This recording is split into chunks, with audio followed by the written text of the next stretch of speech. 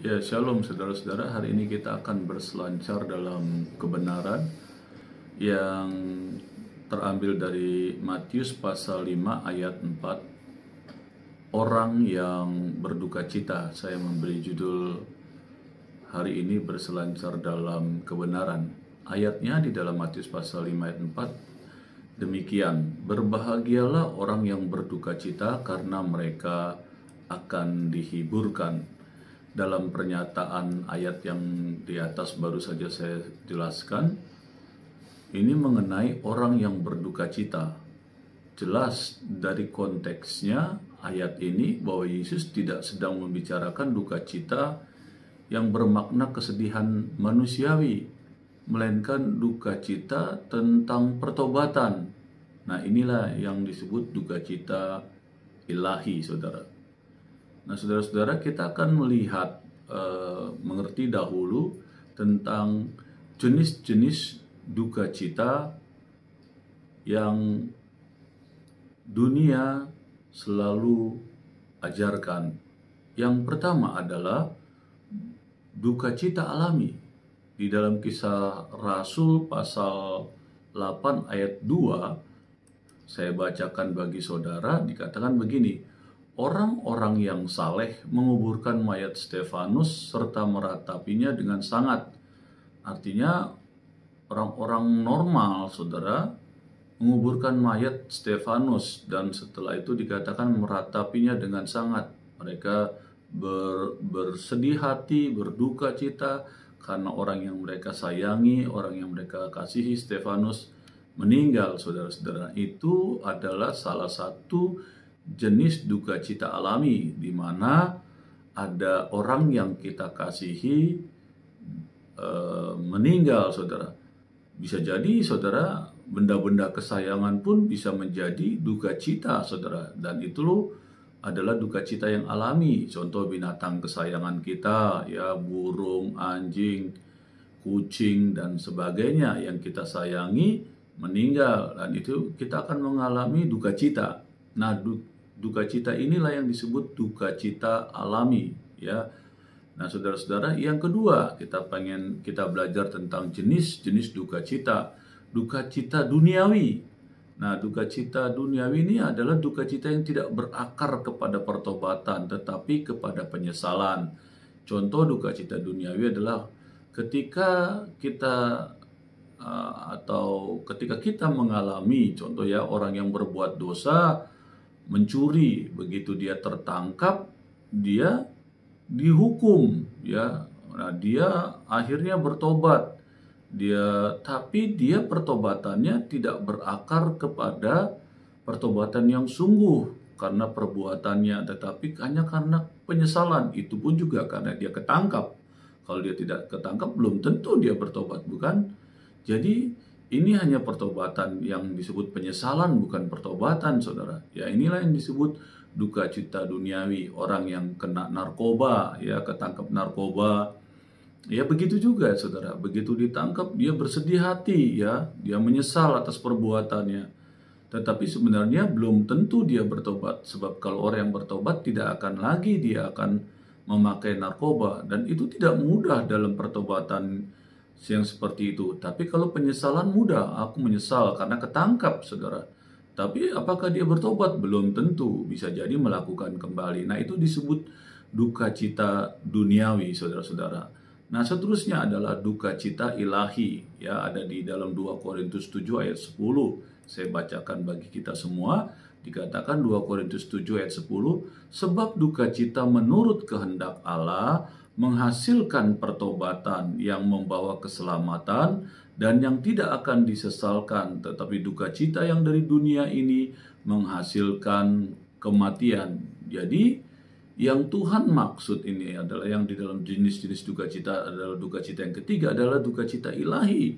Di dalam 2 Korintus 7 ayat 10 sudah dijelaskan bahwa dasar duka citanya kita karena kita berdosa, jadi berakar pada suatu pengenalan bahwa dia sudah berdosa dan melawan kehendak Tuhan, dan akhirnya dia menyesali akan perbuatannya dan dia mengaku dosanya. Nah, dan di dalam pengakuan dosa inilah yang disebut pertobatan. Tapi pertobatan ini mendatangkan sukacita, saudara, karena dia merasa ada kemurahan hati Allah dan pengampunan dari Allah atas perbuatan dosanya. Dan pasti, saudara, duka cita yang seperti ini akibat dosanya yang diakui di hadapan Tuhan akan membawa pertobatan yang sungguh-sungguh, saudara. Nah, ini yang dimaksud ya di dalam 2 Korintus 7 ayat 10. Ya, sebab duka cita menurut kehendak Allah. Artinya ketika kita bersalah, kita mengaku dosa kita, itu menghasilkan pertobatan yang membawa kepada keselamatan.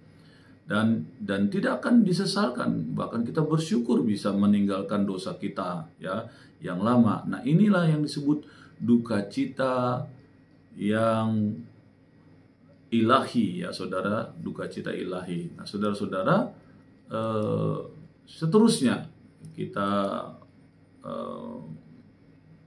mempelajari tentang duka cita ilahi ini ya saudara, orang yang berduka cita. Nah, sekarang saudara, duka cita kita akan melihat bagaimana cara Tuhan mengizinkan saudara dan saya mengalami duka cita. Ya, kalau kita orang percaya, tidak masalah, kita nggak perlu khawatir tentang duka cita. Tapi duka cita yang kita akan hidupi adalah duka cita yang bersama dengan Tuhan.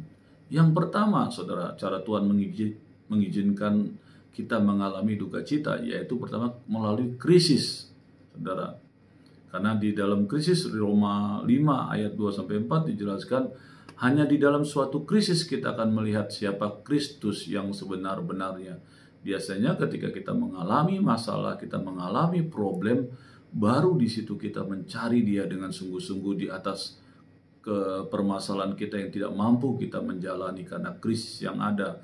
Sehingga akhirnya kita sungguh-sungguh mencari Dia dengan benar, dan akhirnya kita bisa melihat ketika kita melewati krisis itu bersama dengan Dia, kita baru merasakan bahwa kita melihat Kristus yang sesungguhnya. Ya, jadi cara Tuhan mengizinkan kita mengalami duka cita melalui krisis yang kita alami hari-hari ke belakang kemarin, bahkan masih kemari ke depan kita masih alami ya, ketika mengalami pandemi begitu luar biasa krisis yang kita alami. Tetapi kita orang percaya diajarkan terus berjalan bersama dengan Tuhan, mendekat kepada Tuhan, dan hasilnya ketika kita bersama dengan Kristus ya, kita bisa melihat Tuhan mengizinkan saudara dan saya mengalami duka cita melalui prinsip yang ada, yaitu krisis. Yang kedua, bisa juga melalui saudara koreksi ya. Di dalam 2 Korintus 7 ayat 8-10 itu dijelaskan, saudara. Saya bacakan bagi saudara ya, 2 Korintus 7 supaya saudara lebih jelas menangkap kehendak Allah dalam kehidupan saudara dan saya. 2 Korintus ya pasal 7 saya bacakan bagi saudara. 2 Korintus pasal 7 ayat yang ke-8 dan 10 berkata demikian. Jadi meskipun aku telah menyedihkan hatimu dengan suratku itu, namun aku tidak menyesalkannya. Memang pernah aku menyesalkannya karena aku lihat bahwa surat itu menyedihkan hatimu, kendati pun untuk seketika saja lamanya. Namun sekarang aku bersuka cita bukan karena telah berduka cita, melainkan karena duka citamu membuat kamu bertobat. Ya, jadi dikoreksi kita. Sebab duka citamu itu adalah menurut kehendak Allah, sehingga kamu sedikit pun tidak dirugikan oleh karena kami. Sebab duka cita menurut kehendak Allah menghasilkan pertobatan yang membawa keselamatan dan yang tidak akan disesalkan. Tetapi duka cita yang dari dunia menghasilkan kematian. Nah, saudara, demikian di dalam 2 Korintus 7 ayat 8 dan 10 ya, itu dijelaskan bagaimana duka cita yang diizinkan oleh Allah karena kita yang melakukan pelanggaran itu, dan akhirnya kita mau bertobat, saudara. Contoh juga kayak Samson, saudara, ya, begitu luar biasa dipercayakan Tuhan mengelola anugerah dan karunia yang diberikan kepadanya. Dia dipercayakan menjadi seorang pemimpin di Israel, jadi hakim, terus dia juga diberikan kemampuan, kekuatan yang melebihi dari manusia biasa, tetapi dalam perjalanan dia tidak menghargai karunia dan anugerah Allah. Dia melakukan banyak dosa-dosa perzinahan, dan akibatnya saudara, dia dihukum oleh Tuhan. Tapi hukuman Tuhan adalah memberikan koreksi untuk dia kembali kepada kebaikan Tuhan dan anugerah Tuhan dalam hidupnya. Dan Samson mengalami itu ketika dia sudah dibutakan oleh orang-orang Filistin. Akhirnya dia sadar bahwa dia selama ini tidak menghargai anugerah Tuhan. Nah, itulah yang disebut Allah mengizinkan untuk saudara dan saya mengalami duka cita. Yang ketiga adalah kekecewaan, saudara. Juga kita bisa diizinkan oleh Allah. Contoh yang terjadi adalah Elia, saudara. Ya, saya bacakan di dalam 1 Raja-Raja 19, saudara. Dikatakan di dalam 1 Raja-Raja 19, demikian firman Tuhan ayat 10. Jawabnya, aku bekerja segiat-giatnya bagi Tuhan Allah semesta alam, karena orang Israel meninggalkan perjanjianmu, meruntuhkan mesbah-mesbahmu, dan membunuh nabi-nabimu dengan pedang. Hanya aku seorang dirilah yang masih hidup, dan mereka ingin mencabut nyawaku. Nah, saudara-saudara, perhatikan dari ayat ini dijelaskan bagaimana Elia diizinkan Tuhan mengalami kekecewaan. Elia merasa ketika dia sudah membunuh nabi-nabi Baal dan akhirnya dia mendengar istri dari Ahab, Ratu Isabel berkata, seperti apa yang kau lakukan hari ini, yaitu membunuh para nabi-nabi Baal mereka. Nah, akhirnya Isabel berkata demikian, itu pun akan kulakukan kepada kamu. Elia ketakutan, saudara. Akhirnya dia lari. Dalam pelariannya dia mengeluh seperti di dalam Raja-Raja 19 ayat 10 ini. Dia merasa dia hanya sendirian. Dia kecewa sekali. Dia merasa tidak ada yang nolong, tidak ada yang bantu, dan dia serukan kekecewaannya kepada Tuhan bahwa hanya dia sendiri yang selama ini membela bangsa Yahudi gitu loh. Ternyata Tuhan katakan tidak, ya, masih ada ratusan orang ya yang sangat mengasihi Tuhan dan tidak menyembah berhala. Baru Elia sadar, ya saudara. Nah, jadi demikian, Tuhan juga mengizinkan kita mengalami duka cita untuk kita belajar semakin mengerti kasih Allah dalam kehidupan kita, saudara-saudara. Nah, sekarang apa yang dihasilkan oleh duka cita? Ya, saudara, dikatakan begini, waktu kita mengalami duka cita yang ada, saudara, dikatakan satu, kita mengalami kepekaan, menjadi pribadi yang mudah tersentuh dan berempati. Orang yang mengalami duka cita karena perbuatannya yang mengecewakan Tuhan dan akhirnya dia merasa sadar. Orang yang seperti itu akan memiliki kepekaan, ya. Contoh, saudara, kalau saudara adalah bekas narkoba, ketika saudara bertobat mengaku dia Yesus sebagai Tuhan dan Juru Selamat, dan saudara menjauhi perbuatan dosa saudara dan tidak lagi melakukannya, saudara tanpa saudara sadari, saudara memiliki kepekaan ketika saudara melihat ada orang-orang yang lain yang mengalami penderitaan, dijerat oleh narkoba. Saudara akan peka melihat kesusahan mereka, kesedihan mereka, terikat, saudara. Saudara sangat peka sekali karena saudara sangat mengerti kondisi bagaimana beratnya terikat oleh narkoba itu. Nah, itu bagian dari yang dihasilkan oleh duka cita yang dia limpahkan kepada Tuhan dalam pertobatan yang sesungguhnya. Dia menjadi pribadi yang mudah tersentuh dan berempati karena dia tahu dia pernah mengalami hal yang tidak baik seperti apa yang dia alami. Yaitu salah satu contoh, ya, narkoba. Ada banyak yang lagi yang penjudi, yang pemabuk, yang jahat sama istri, saudara, yang penipu dan sebagainya. Ketika mereka bertobat, mereka akan memiliki kepekaan atas hasil dosa-dosanya yang lama itu untuk mereka mengasihi seperti mereka juga dulu pernah mengalami. Dan kasihnya mereka itu mereka lemparkan, mereka bagikan kepada orang-orang yang pernah yang mengalami seperti apa yang dialami. Dan orang seperti ini akan lebih peka, akan lebih mudah melayani orang-orang yang juga mengalami seperti apa yang dialaminya, ya saudara. Yang kedua, akibat duka cita yang dia alami, dikatakan dia mengalami kedalaman, ya. tidak dipengaruhi dan reaktif terhadap kejadian. Ya, kata pepatah, air yang tidak dalam itu mudah beriak, saudara ya. Tetapi air yang dalam itu tenang, saudara.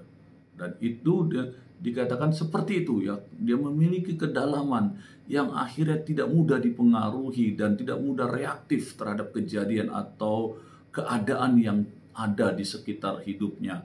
Yaitu orang-orang yang berduka cita karena orang itu melepaskan permasalahan hidupnya dan bersedih hati atas perbuatan yang lama itu. Nah, duka cita yang seperti itu yang dimaksud, bukan duka cita karena dia pencuri dan akhirnya dia ketahuan dan dia nyesal, hanya sebatas itu, enggak. Tapi orang yang berduka cita yang dimaksud dalam pengajaran hari ini di dalam Matius pasal 5 ayat 4, berbahagialah orang yang berduka cita karena mereka akan dihibur, karena duka citanya adalah duka cita pertobatan yang sungguh-sungguh. Dan hasilnya adalah yang dikatakan ini. Yang pertama kepekaan, yang kedua kedalaman ya. Di dalam kedalaman itu dia mengukir nilai-nilai kehidupan di dalam hati kita ketika kita mengalami duka cita yang hasilnya adalah kepekaan dan kedalaman. Seterusnya adalah yang ketiga, di dalam kepekaan ini adalah mengalami tingkat ketaatan yang begitu kuat ya, kembali menjadikan Allah sebagai pusat kehidupannya. Di dalam Ibrani pasal 12 ayat 11 saya bacakan bagi saudara supaya saudara menangkap dasar firman Tuhannya. Dikatakan begini saudara, Ibrani pasal 12 ya saudara.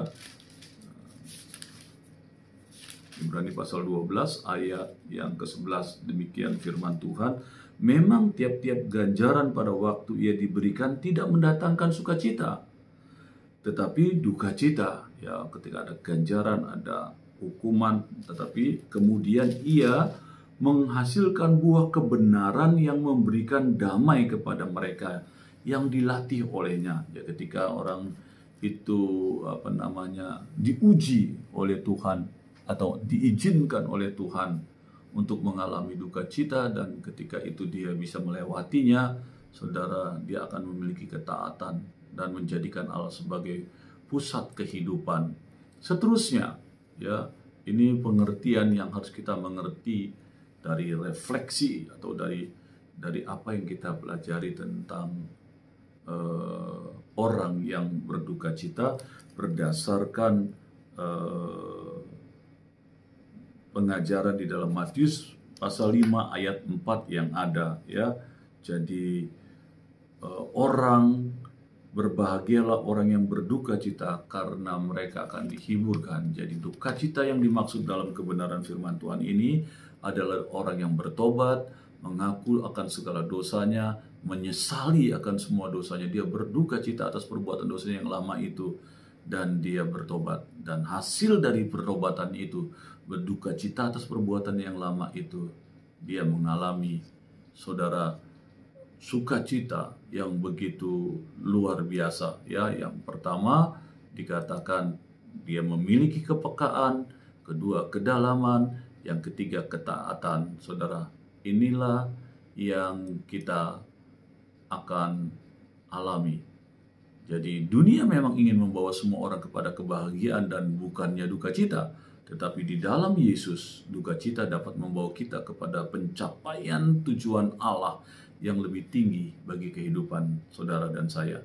Di dalamnya terdapat kebenaran yang akhirnya menghasilkan kebahagiaan yang sejati sesuai dengan kebenaran dan kehendak keadilan dari Allah. Amin.